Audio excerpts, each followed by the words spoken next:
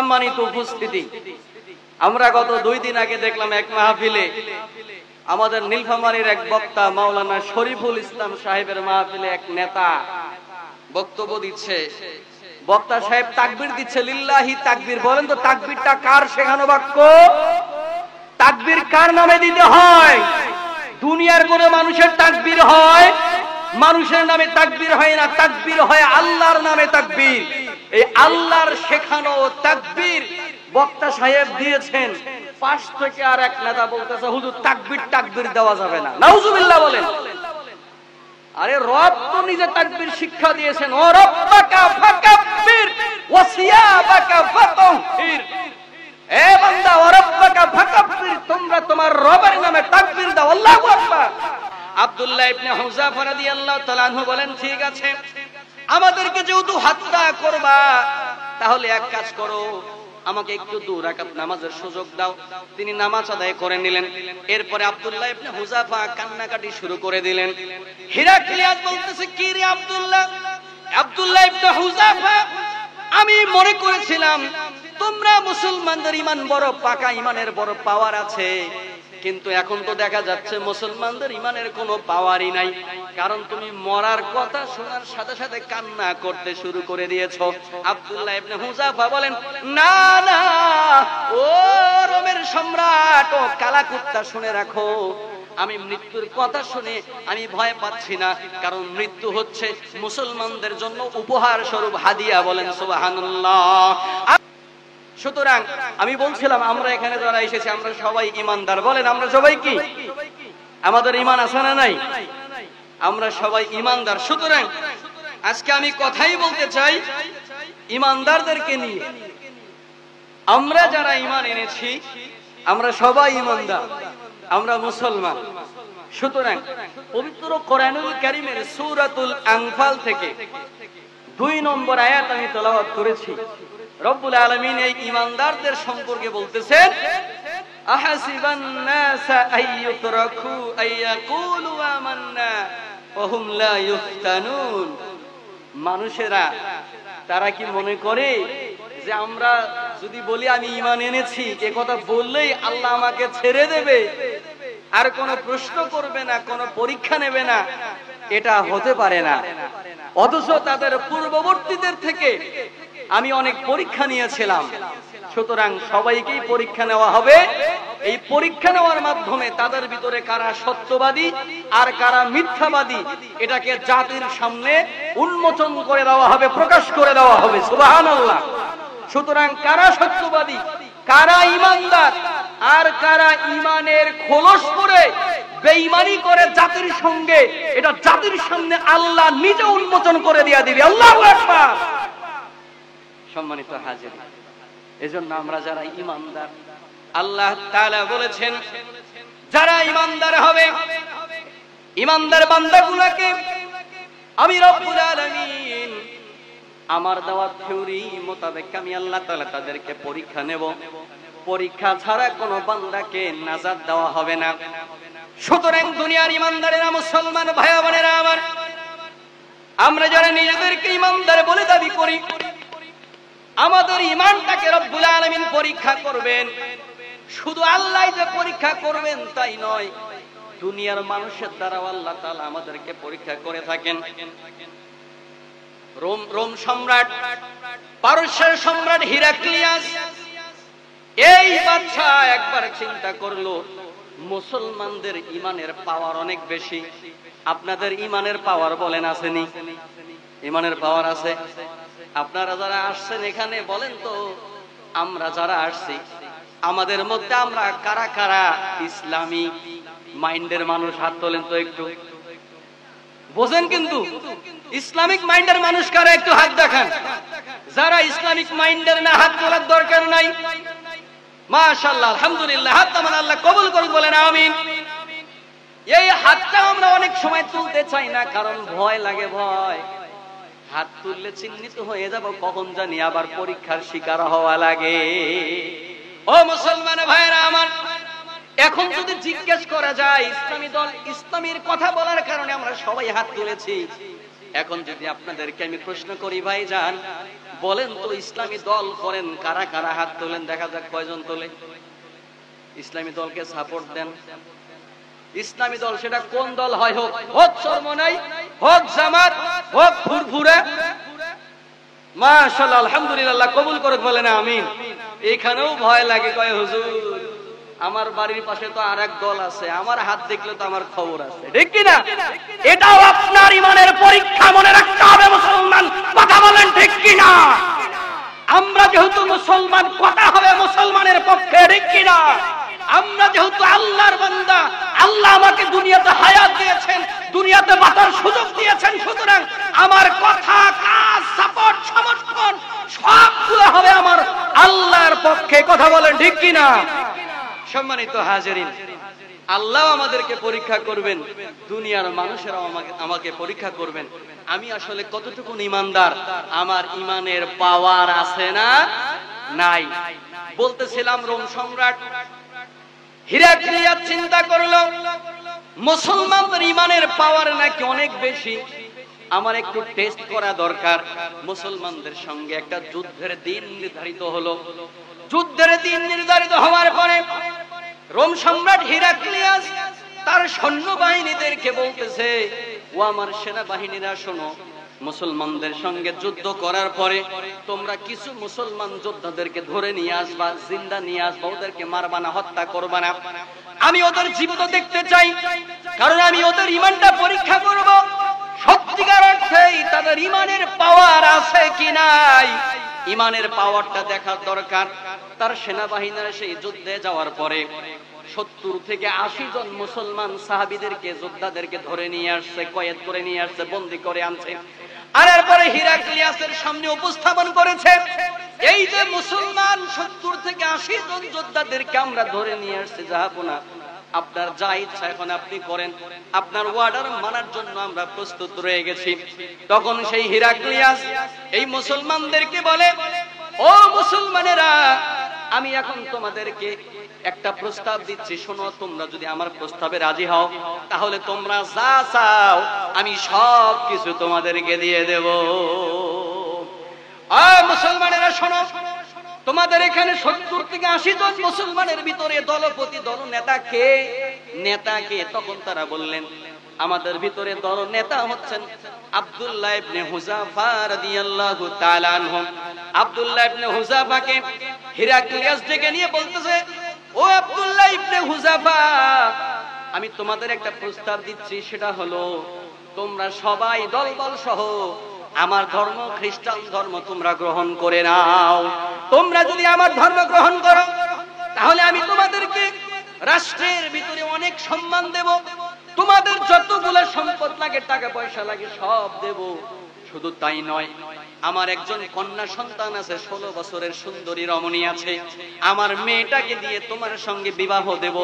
এবং আমি হিরাক্লিয়াস যখন মারা যাব, আমি মারা যাওয়ার পরে এই রোম সম্রাট, এই রোম রাজ্যটাকে তোমার নামে আমি লিখে দিয়ে দিব, তুমি এর মালিক হয়ে যাবা। শর্ত একটাই, তোমার খ্রিস্টান হওয়া লাগবে, আমার ধর্মকে অনুসরণ করা লাগবে।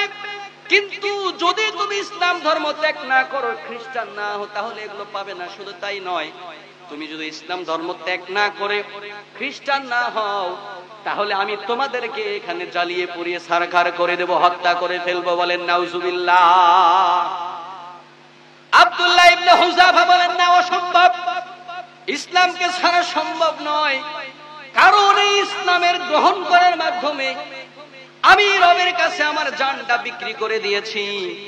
আল্লাহ তাআলা কোরআনুল কারীমের ভিতরে কথা স্পষ্ট করে জানিয়ে দিচ্ছেন, ইন্নাল্লাহা আশতারা মিনাল মুমিনিনা আনফুসাহুম ওয়া আমওয়ালাহুম বিআন্না লাহুমুল জান্নাহ। আল্লাহু আকবার বলেন।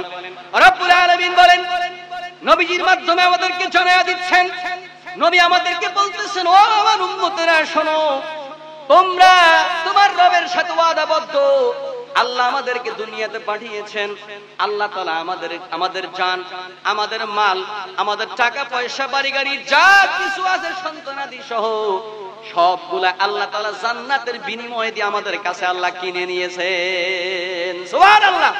তার মানে হচ্ছে আপনার আমার এই জীবনটা, আপনার আমার জান, আপনার আমার মাল যদি আমরা আল্লাহর দেখানো পথে যদি আমরা ব্যয় করি, খরচ করি, তাহলে আল্লাহ তাআলা কিয়ামতের ময়দানে এই জান আর মাল দেওয়ার বিনিময়ে আল্লাহ আমাদের কিয়ামতের ময়দানে জান্নাত দান করে দিয়া দিবেন। সুবহানাল্লাহ। আমরা সবাই জান্নাতি মানুষ হতে চাই কি চাই না ভাই? আল্লাহ কবুল করে, বলেন আমিন। হিরাক্লিয়াসকে বলতেছেন আব্দুল্লাহ ইবনে হুযাফা, অসম্ভব, ইসলাম ত্যাগ করা সম্ভব নয়।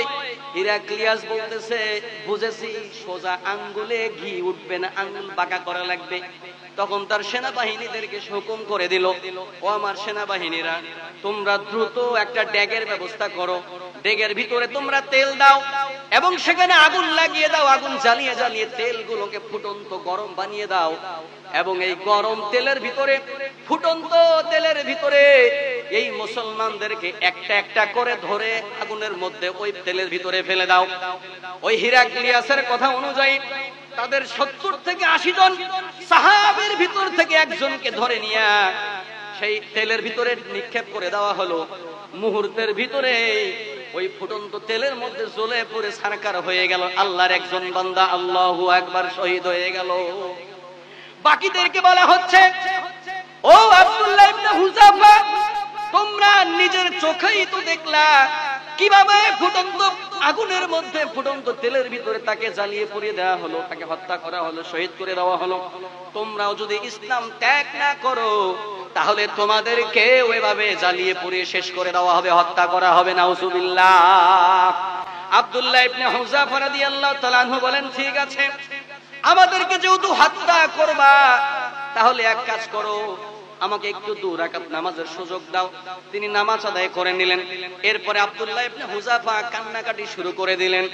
হিরাক্লিয়াস বলতেছে, কি রে আব্দুল্লাহ, আব্দুল্লাহ ইবনে হুযাফা, আমি মনে করেছিলাম তোমরা মুসলমানদের ঈমান বড় পাকা, ঈমানের বড় পাওয়ার আছে, কিন্তু এখন তো দেখা যাচ্ছে মুসলমানদের ঈমানের কোনো পাওয়ারই নাই, কারণ তুমি মরার কথা শোনার সাথে সাথে কান্না করতে শুরু করে দিয়েছো। আব্দুল্লাহ ইবনে হুযাফা বলেন, না না, ও রোমের সম্রাট, ও কালা কুত্তা, শুনে রাখো, আমি মৃত্যুর কথা শুনে আমি ভয় পাচ্ছি না, কারণ মৃত্যু হচ্ছে মুসলমানদের জন্য উপহার স্বরূপ হাদিয়া। বলেন সুবহানাল্লাহ। আল্লাহর নবী সাল্লাল্লাহু আলাইহি ওয়াসাল্লাম আমাদেরকে হাদিস শরীফের ভিতরে শিক্ষা দিয়েছেন। আন জাবির রাদিয়াল্লাহু তাআলা আনহু قال قال رسول الله صلى الله عليه وسلم الموت هدية المؤمن। আল্লাহু আকবার বলেন, মৃত্যুটা হচ্ছে মুসলমানদের জন্য উপহার স্বরূপ, উপঢৌকন স্বরূপ, হাদিয়া স্বরূপ। সুতরাং মৃত্যু আমরা পাবো, এটা হলো আমাদের জন্য উপহার। অতএব মৃত্যুকে ভয় পাওয়ার কোনো কারণ নাই। আমি কান্না করতেছি এই কারণে যে আমার আফসোস হচ্ছে রব্বুল আলামিন তো শুধুমাত্র একটাই জীবন আমাকে দিয়েছেন, আরো যদি বেশি জীবন দিতেন, আল্লাহ যদি আমাকে 1000টা জীবনও যদি দিতেন, ওই 1000টা জীবন নেওয়ার পরে আমি 1000 বার আল্লাহর দ্বীনের পথে টিকে থাকার জন্য, আল্লাহর দ্বীনকে আল্লাহর জমিনের ভিতরে কায়েম করার জন্য আমি আমার 1000 বার জীবনকে আমি 1000 বার দিয়ে দিতাম। আল্লাহু আকবার।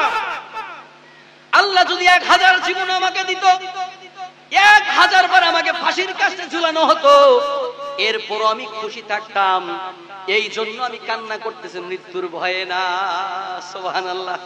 আর যদি আপনাকে আমাকে বলা হয় কিছুক্ষণের মধ্যেই ফাঁসিতে ঝুলানো হবে, কলিজা ঢাকা শুরু হবে, ঠিক কি না? অথচ সাহাবায়ে কেরামের ঈমানের কি পাওয়ার ছিল। আব্দুল্লাহ ইবনে হুযায়ফা বলেন, আমি মৃত্যুর ভয়ে কান্না করছি না, বরং আফসোস করে কান্না করছি, আল্লাহ যদি আমাকে আরো জীবন দিত আমি বারবার দ্বীনের জন্য শহীদ হয়ে যেতাম। এরপরে হিরাক্লিয়াস বলছে, শোনো, তোমাদের সবার মুক্তির একটা উপায় আছে। সে উপায়টা হলো, তুমি আব্দুল্লাহ ইবনে হুযাফা যদি আমার কপালের মধ্যে একটা চুমু দিতে পারো, চুমু দাও, তাহলে তুমি সহ তোমার দলের সবাইকে আমি মুক্ত করে দেয়া দিব। আব্দুল্লাহ ইবনে হুযাফা চিন্তা করলেন, এই কাফেরের বাচ্চা, কাফেরের কপালে চুমু দেব, এটা কেমন কথা? তার কপালে চুমু দিলে তার সঙ্গে আমার মোহাব্বতের বহিঃপ্রকাশ ঘটবে, দেখতে খারাপ দেখা যাবে। কাফেরের কপালে মুসলমান কখনো চুমু দিতে পারে না, দেওয়া যাবে না। এই জন্য তিনি দ্বিধাগ্রস্ত হয়ে গেলেন। এরপরে আবার চিন্তা করলেন, এখানে এখানে শুধু আমার একার জীবনের যদি প্রশ্ন হতো তাহলে আমি কখনোই চুমু দিতাম না, কিন্তু আমার সঙ্গে আরো 70 থেকে 80 জন মুসলমানের জীবনের প্রশ্ন। সুতরাং জাতীয় স্বার্থ এটা, সুতরাং জাতীয় স্বার্থ হাসিলের জন্য আমি ওই কাফেরের কপালের মধ্যে চুমু দেব, কোনো অসুবিধা নাই। তার কপালে চুমু তিনি সাথে সাথে ওই হিরাক্লিয়াসের কপালের মধ্যে একটা চুম্বন দিয়ে দিলেন। চুম্বন দিয়ে 70 থেকে 80 জন সাহাবীদেরকে সাথে নিয়ে তিনি মক্কা নগরীতে ফিরে গেলেন। সুবহানাল্লাহ। এই ঘটনাটা যখন তিনি ওমর ফারুক রাদিয়াল্লাহু তাআলা আনহুর সামনে বর্ণনা করলেন, আমিরুল মুমিনিন আজকে এই ঘটনা আমাদের সঙ্গে ঘটেছে আর আমি এই কাজ করেছি, হিরাক্লিয়াসের কপালের মধ্যে চুম্বন করে আমি আমার সাথীদেরকে বাঁচিয়ে নিয়ে এসেছি। ওমর রাদিয়াল্লাহু তাআলা আনহু সাথে সাথে আব্দুল্লাহ ইবনে হুযাফাকে তাকে ধরে বুকের মধ্যে নিয়ে আলিঙ্গন করলেন। আর তিনি এত খুশি হয়েছেন, এত তিনি খুশি হয়েছেন যে এমন একজন বীর মুজাহিদ জ্ঞানী মানুষ আমাদের ইসলামের জন্য দরকার, এত চৌকস মানুষ আমাদের জন্য দরকার। নামের মুসলমানদের সাহাবীদেরকে তিনি রক্ষা করেন। সুবহানাল্লাহ। সম্মানিত হাজিরিন, সুতরাং আপনার আমার জন্য পরীক্ষা আছে না নাই? পরীক্ষা হবে না? সবারই পরীক্ষা নেওয়া হবে। আমরা শুধু মনে করি শুধু মোল্লাদেরই পরীক্ষা। আমরা যারা ইমানদার বলে দাবি করি, মুসলমান বলে দাবি করি, আমাদেরও পরীক্ষা নেওয়া হবে। সুতরাং আমাদের অবশ্যই জানতে হবে ইসলাম আমাদের কি কি শিক্ষা দিয়েছেন, ইসলামের নিয়ম কানুন কি, নিয়ম নীতি কি, ইসলামের স্তম্ভ কি, ইসলামের শিক্ষা কি। এই শিক্ষাগুলো আমাদেরকে অবশ্যই গ্রহণ করতে হবে। আল্লাহ তাআলা আমাদের সবাইকে তৌফিক দিক, বলেন আমিন। একটু কালিমা পড়ি সবাই, লা ইলাহা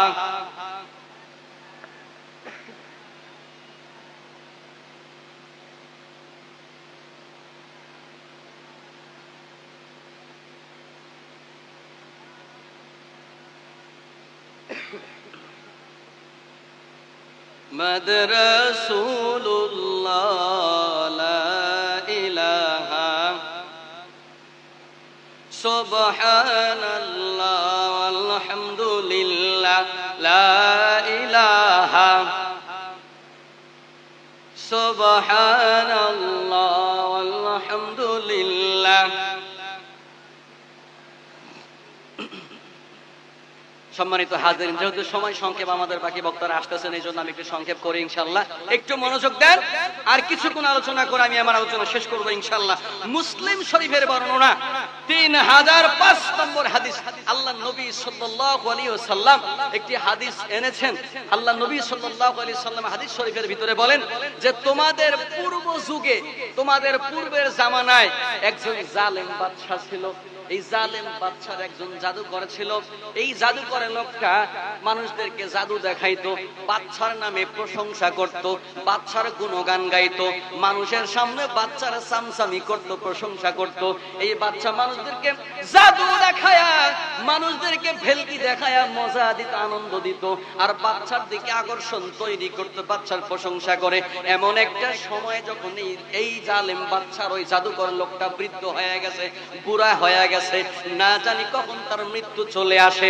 এই চিন্তা করে তখন আল্লাহর ওই বান্দা জাদুকর বাদশাকে ডাক দিয়া বলে, জাহাপনা, আমি তো বুড়া হয়ে গেছি, আপনার পক্ষে অনেক কাজ করলাম, আপনার অনেক প্রশংসা গাইলাম, অনেক জাদু দেখাইলাম, মানুষদেরকে ভেলকিবাজি দেখাইলাম, কিন্তু আমার কাছে মনে হচ্ছে আমার হায়াত শেষ প্রান্তে চলে এসেছে, আমি আর বেশি দিন বাঁচবো না। সুতরাং বাদশা, জাহাপনা, আপনি আমার কাছে একজন চৌকস, একজন যুবক আমাদের কাছে পাঠাইয়া দেন, একজন মেধাবী যুবক আমার কাছে পাঠান। আমার কাছে যে জাদু বিদ্যাগুলা আছে, এই বিদ্যাগুলা আমি তাকে শিক্ষা দিতে চাই বাদশা জাহাপনা। তখন এই বাদশা চিন্তা করলো, কথা তো ঠিক, এই জাদুকর যদি হঠাৎ করে মারা যায় তাহলে তো আমার পক্ষে কথা বলার মানুষ একজন কমে যাবে, ভেলকিবাজি দেখানোর লোক কমে যাবে। সুতরাং দরকার বাদশা তাড়াতাড়ি রাজ্যের ভিতরে ঘোষণা দিয়ে দিলেন, সব থেকে মেধাবী যুবককে একজন যুবক দরকার। ওইরকম একজন গরিব একটা যুবক তিনি পেয়ে গেলেন, প্রচন্ড মেধা। এই মেধাবী যুবকটাকে ডেকে আনা হলো বাদশার দরবারে। বাদশা বলতেছে, যুবক রে, ওই জাদুকরের কাছে প্রতিদিন তুমি যাবা, যাবার পরে তার কাছ থেকে তুমি প্রতিদিন জাদু বিদ্যা শিখবা, যার বিনিময়ে আমি তোমাকে মাসিক কিছু ভাতা প্রদান করব, কিছু টাকা পয়সা প্রদান তোমাকে করব, তোমার বাড়ির খরচ আমি কিছু বহন করব। আল্লাহর বান্দা যুবক তিনি রাজি হয়ে গেলেন।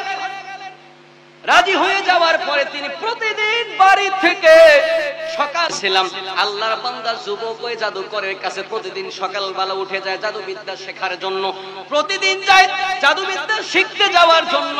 রাস্তা দিয়ে যখন যাচ্ছিলেন হঠাৎ করে প্রতিমধ্যে খেয়াল করলেন একজন পাদ্রী ছোট্ট একটা কুঁড়ে ঘরের ভিতরে বসে বসে কি যেন বলে, কি যেন কথা বলে আর অনুবাদ করে। আল্লাহর বান্দা যুবক এই কথাগুলো শোনার পরে তার মনের ভিতরে একটা আকর্ষণ তৈরি হয়ে গেল যে এই পাদ্রী লোকটা কি বলে কথাগুলো একটু শোনার দরকার। তিনি একটু আগ্রহ নিয়ে ওই পাদ্রীর কাছে আগায় গেলেন। আগায় যাওয়ার পরে কথাগুলো শুনলেন। পাদ্রীর কথাগুলো যুবকের কাছে অনেক ভালো লেগে গেছে। বসে বসে সুন্দর করে কথাগুলো তিনি শুনলেন। শোনার পরে তিনি আবার জাদুকরের কাছে গেলেন। জাদুকরের কাছে যাওয়ার পরে তখন দেখলেন জাদুকর যুবকটা আজকে অনেক লেট করে আসছে, কারণ প্রতিদিন সকাল 8টা কিংবা 9টার দিকে তার ক্লাস বসে। সে নির্দিষ্ট টাইমে আমার কাছে ক্লাসে না এসে আজকে 10টার দিকে আসছে। ঘটনা কি? এজন্য জাদুকর ওই যুবক বান্দাকে প্রহার করেছে, কিছু মারধর করেছে। তখনই আল্লাহর বান্দা যুবক জাদু শিখে আসার পথে ওই পাদ্রীর কাছে আবার তিনি অপেক্ষা করলেন, দেখা করলেন।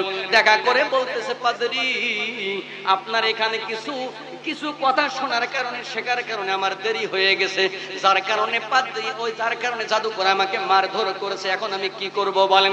তখন আল্লাহর বান্দা পাদ্রী তাকে শিক্ষা দিলেন, ও আল্লাহর বান্দা শোনো, তুমি একটা কাজ করবা, যখন তোমার জাদুবিদ্যা শিখতে যাওয়ার জন্য একটু দেরি হয়ে যাবে তখন তুমি ওই জাদুকরকে বলবা আমার বাসা থেকে আসতে দিতে চায় না, যার কারণে আসতে আমার লেট হয়েছে। আবার বাসা যেতে যদি দেরি হয় বাসায় বলবা জাদুকর আমাকে ছাড়তে চায় না, এই জন্য আমার দেরি হয়েছে। এভাবে চলতে থাকলো।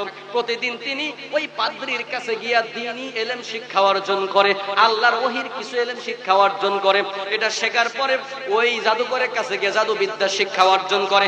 এভাবে করতে করতে হঠাৎ একদিন তিনি রাস্তার দিকে লক্ষ্য করলেন। যাওয়ার সময় অনেকগুলো মানুষ রাস্তার মধ্যে পালা হয়ে গেছে, দাঁড়িয়ে আছে, কেউ রাস্তা পার হয়ে যায় না, সামনের দিকে যায় না। ঘটনাটা কি? তখন যুবকটা সামনের দিকে আগায় গেলেন, বললেন, ও রাস্তার মানুষেরা, তোমরা রাস্তাটা বন্ধ করে কেন দাঁড়ায় আছো? তোমরা রাস্তাটা কেন ছেড়ে দিচ্ছ না? তোমরা রাস্তাটাকে ব্লক করেছো কেন? মানুষকে কষ্ট দিচ্ছ কেন? কারণটা কি? তখন আল্লাহর বান্দারা রাস্তার পথিকেরা বলে, আমরা ইচ্ছা করে তো এখানে থেমে নাই, আমরা সেখানে একটা কারণে বিশাল একটা বন্য হাতি রাস্তার উপরে এসে বসে পড়েছে, সে রাস্তা থেকে সরে না, রাস্তাটাকে ব্লক করে দিয়েছে। এই বন্য প্রাণী যদি এখান থেকে সরে না যায়, আমরা এভাবে গেলে আমাদেরকে সে হত্যা করে ফেলতে পারে, মেরে ফেলতে পারে।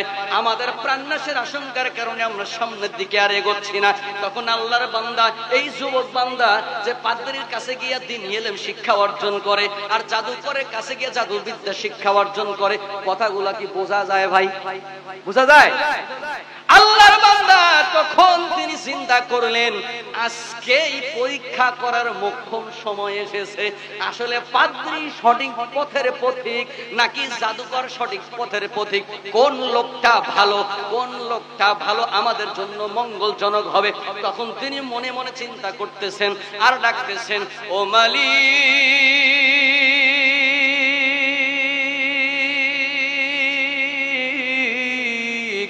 ও পাদ্রীর মালিক, তুমি যদি সত্য হয়ে থাকো তাহলে আমি ছোট্ট একটা পাথর দিয়ে ওই হিংস্র প্রাণীর দিকে আমি নিক্ষেপ করব।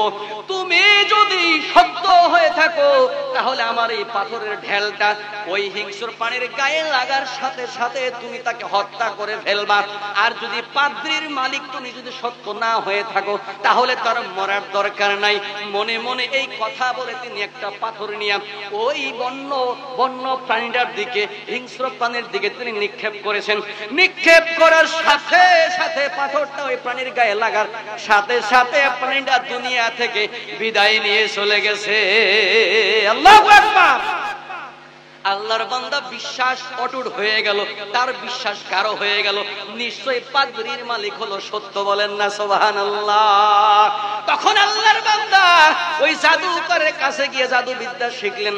শিখে ফেরার পথে তিনি এসে বলতেছেন ওই পাদ্রীকে, পাদ্রী আজকে একটা আশ্চর্যজনক ঘটনা ঘটে গেছে। বলে কি ঘটেছে? আমি যাবার পথে দেখলাম একটা হিংস্র প্রাণী রাস্তার উপরে শুয়েছিল। আমি তাকে আপনার মালিকের কথা বলে নিক্ষেপ করেছি যে আপনার মালিক যদি সত্য হয় তাহলে সে যেন ওই জায়গাতে মৃত্যুবরণ করে। আর ঠিক সেই ঘটনাই ঘটে গেছে, প্রাণীটা মৃত্যুবরণ করেছে। তখন আল্লাহর বান্দা পাদ্রী বলে, ও যুবক, এখন এই মুহূর্তে আমার থেকে তুমি যুবক আল্লাহর কাছে সব থেকে বড় প্রিয় বান্দা। সুবহানাল্লাহ। কারণ তোমার পরীক্ষা এখান থেকেই শুরু হবে। আল্লাহর বান্দা পাদ্রী বলতেছে, যুবক রে শোনো, তুমি যে ইমানদার এটাই তার প্রমাণ। তোমার ইমান আসমানের মালিক জমিনের মালিক কবুল করে নিয়েছেন। বলেন আল্লাহু আকবার। ও যুবক শোনো, ইমান তুমি এনেছো, বিশ্বাস তুমি স্থাপন করেছো। এখন এই ইমান আনার কারণে কিন্তু তোমাকে পরীক্ষা করা হবে, পরীক্ষার ভিতরে ফেলে দেওয়া হবে। তুমি যদি পরীক্ষা পাস করো তাহলে তোমার জন্য আখিরাতে ওই আসমানের মালিক তোমার জন্য শান্তির জায়গা করে রেখে দিয়েছেন। আর যদি তুমি পরীক্ষায় পাস করতে না পারো তাহলে তুমি আখিরাতে শান্তি পাবা না রে যুবক। কিন্তু একটা কথা তুমি মনে রাখবা, তোমাকে পরীক্ষার ভিতরে ফেলে দেওয়া হবে।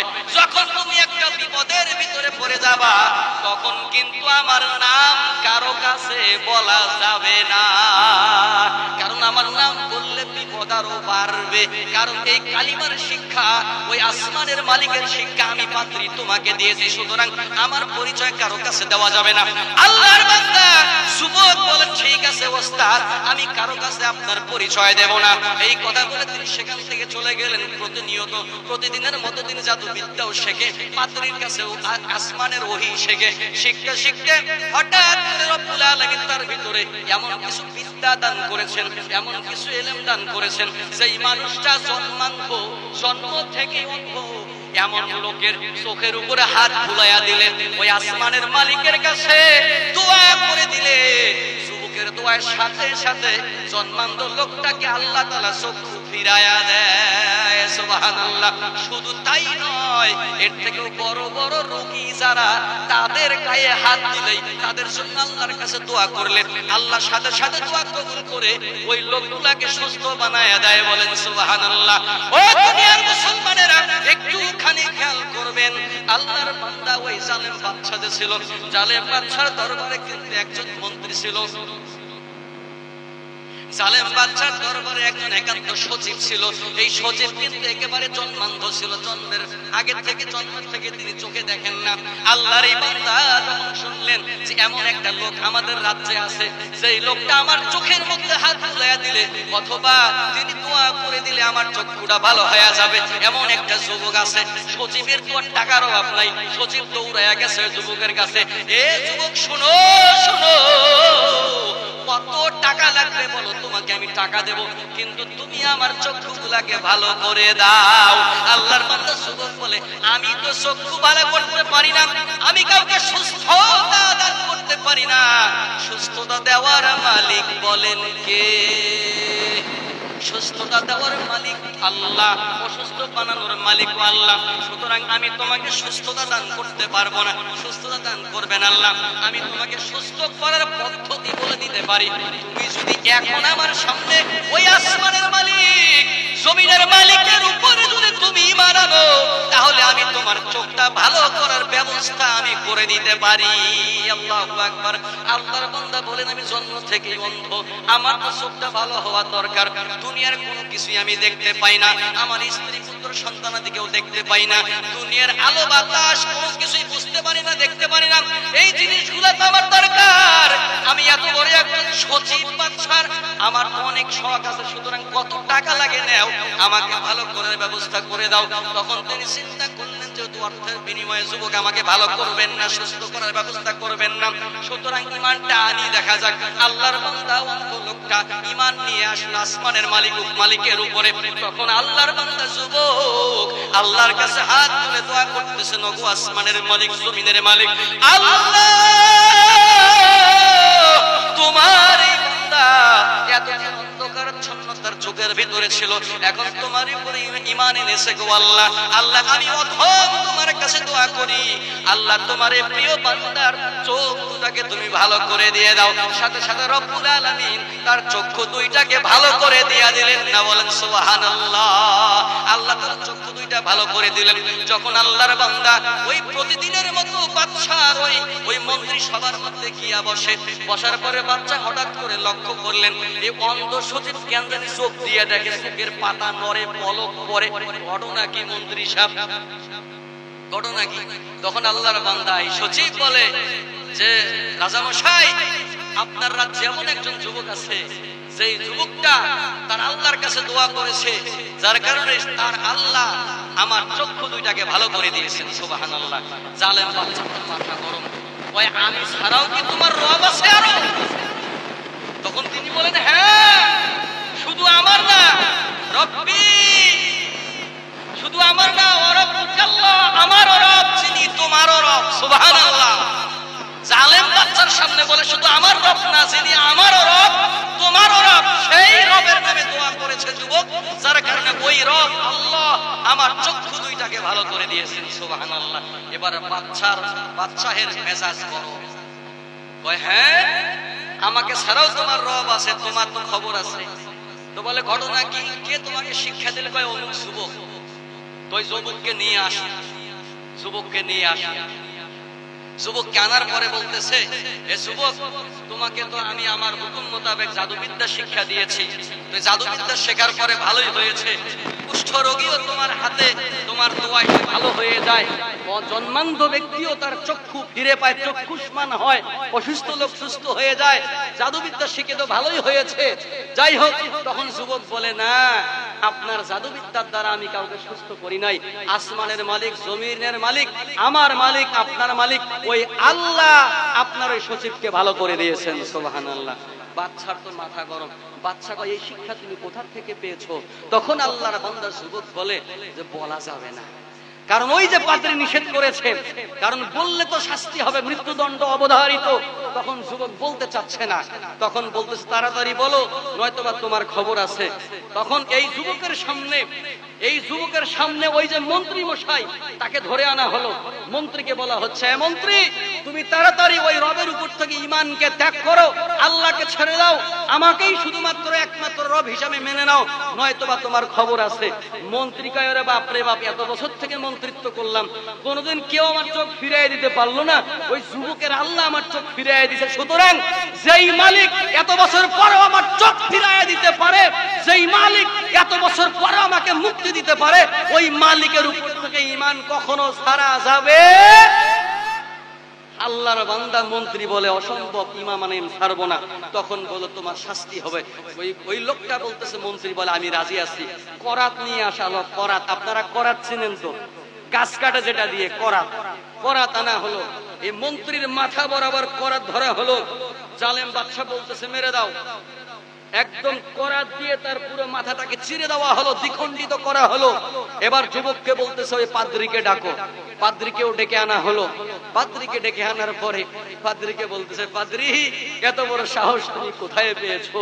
আমার রাজ্যে থাকো, আমার খাও, আমার পড়ো, আমি তোমাকে নিরাপত্তা দেই, আর আমি থাকা সত্ত্বেও তুমি আমার গুণগান না আগে তুমি আসমানের মালিকের উপর ঈমান আনো, তোমার তো খবর খারাপ আছে, ঈমান ছাড়ো, নয়তোবা এই মন্ত্রীর যে অবস্থা হয়েছে তোমারও ঠিক তাই হবে। তখন আল্লাহর বান্দা বলতেছে, অসম্ভব, আমি ঈমান ছাড়তে রাজি নই, আমি ঈমান ছাড়বো না। তখন আল্লাহর বান্দা এই পাদ্রীকেও তার মাথার মধ্যে করাত ধরে তার মাথাটাকে দ্বিখণ্ডিত করে দিয়ে দিলেন। বলেন নাউজুবিল্লাহ। তখন যুবককে বলতেছে, যুবক, এবার তোমার পালা।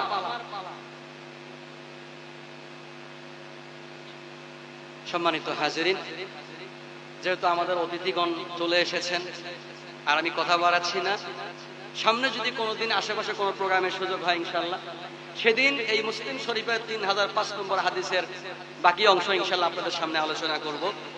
আল্লাহ তাআলা আমাদের সবাইকে বুঝার, শোনার, কোরআন হাদিস মোতাবেক আমাদের চলার তৌফিক দান করুক বলে আল্লাহুম্মা আমিন। সম্মানিত উপস্থিতি, আমি হাফেজ মাওলানা রবিউল ইসলাম পঞ্চগড়ি, আমার বাড়ি হচ্ছে পঞ্চগড় জেলায় দেবীগঞ্জ থানা, এবং আপনাদের খুব পাশেই আছি আমি।